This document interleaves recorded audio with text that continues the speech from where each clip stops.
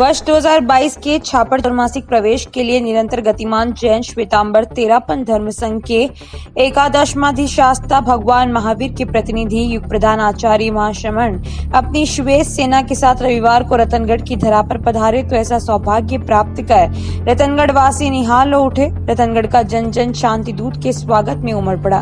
भव्य स्वागत जुलूस के साथ आचार्य रतनगढ़ स्थित कोलछा ज्ञान मंदिर में पधारे। कुछ समय पश्चात ही राष्ट्रीय स्वयंसेवक संघ के सरसंघचालक डॉक्टर मोहन राव भागवत महातपस्वी आचार्य महाश्रमण की मंगल सन्निधि में पहुंचे। रतनगढ़ की धरा पर दो संघ प्रमुखों का मिलना मानो रतनगढ़ वासियों की उत्साह और उल्लास और अधिक वृद्धि करने वाला था। आरएसएस प्रमुख ने पहुंचते ही आचार्य श्री को वंदन कर पावन आशीर्वाद प्राप्त किया। प्रवास स्थल परिसर में ही बने प्रवचन पंडाल में आचार्य श्री के साथ सरसंघचालक डॉक्टर मोहन राव भागवत की उपस्थिति थी। आचार्य श्री के नमस्कार महामंच से कार्यक्रम का मंगल शुभारंभ हुआ। रतनगढ़ तेरापंथ महिला मंडल के सदस्यों ने स्वागत गीत का संगान किया। आचार्य श्री के सामने ज्ञान की बातें करने की धृष्टता तो मैं नहीं करूंगा। अभी उनका जो उद्बोधन हुआ है उसमें आपने बारीकी से सुना होगा और थोड़ा अगर सोचा होगा तो व्यक्तिगत जीवन के लिए, राष्ट्र जीवन के लिए और संपूर्ण मानवता के लिए शाश्वत रूप से पूरा पड़ेगा इतना पाथेय भरा है।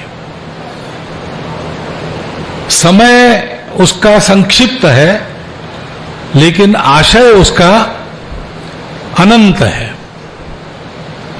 उसी को हम लोगों को सोचना चाहिए।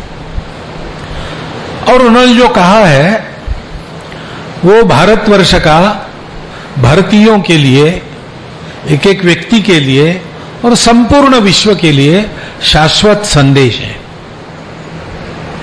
क्योंकि अपने यहां तो विविधता है, अनेक पंथ संप्रदाय है, अनेक जाति उपजाति रहती है, अनेक भाषाएं हैं, अनेक प्रांत है।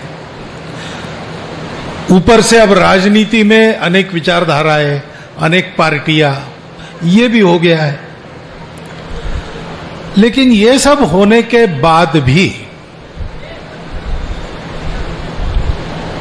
ये सारी बातें, ये सारी विविधताएं ऊपरी ऊपर है, अंदर से हम सब लोग एक हैं।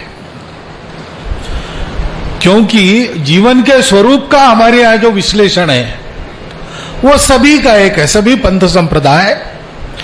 पहली बात वो ये कहते हैं जो आपने भी कही है, सुख बाहर नहीं है, सुख अपने अंदर है। तो सुख के लिए बाहरी दुनिया के पीछे भागदौड़ नहीं करनी चाहिए, उसको अंदर खोजना चाहिए।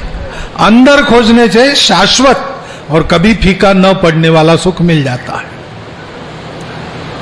दूसरी बात है कि आप जो भी करते हो उसका फल आपको भुगतना पड़ेगा।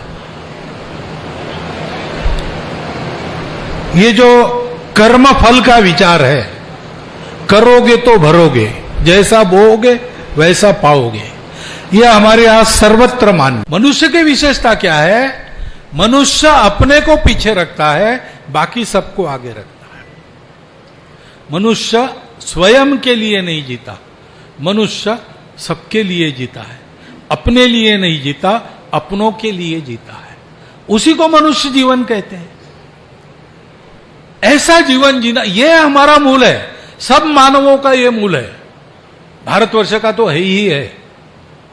और परिस्थितियां कुछ भी हो जाए, मूल को नहीं छोड़ना चाहिए। परिस्थितियां होती है तो लचीला बनना पड़ता है, लेकिन किसको? कोई वृक्ष है, बड़ा पेड़, और तूफान चला तो उसको लचीला बनना पड़ता है। जमीन के ऊपर जितना है वो लचीला नहीं हुआ तो टूट जाएगा। हवा है तब तक वो हवा की दिशा में झुकता है। हवा सदा तो रहती नहीं, हवा चली जाती है। हवा के निकल जाने के बाद फिर वापस अपने स्थान पर आ जाता है। ऐसा नहीं हुआ तो टूट जाएगा। लेकिन उसकी जो जड़ है उसको ये अनुमति नहीं है। वो जड़ अगर रत्ती भर अपनी मिट्टी को छोड़ दे तो हवा में पेड़ उखड़ जाएगा, लचीला होने से भी फायदा नहीं। और इसलिए सद्भावना, निष्काम सेवा और उसके साथ साथ ये अहिंसा का भाव मन में लेकर चलना, ये अपना मूल है, रूट है। उस मूल से अपने को जीवन रस मिलता है।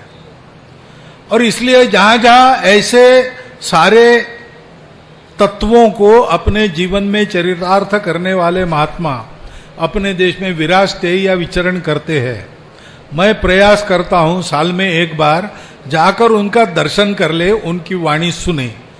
उनके केवल दर्शन मात्र से बैटरी रिचार्ज हो जाती है, क्योंकि अपना भरोसा बनता है कि आज के इस जीवन में, इस कलियुग में भी ऐसा जीवन हो सकता है।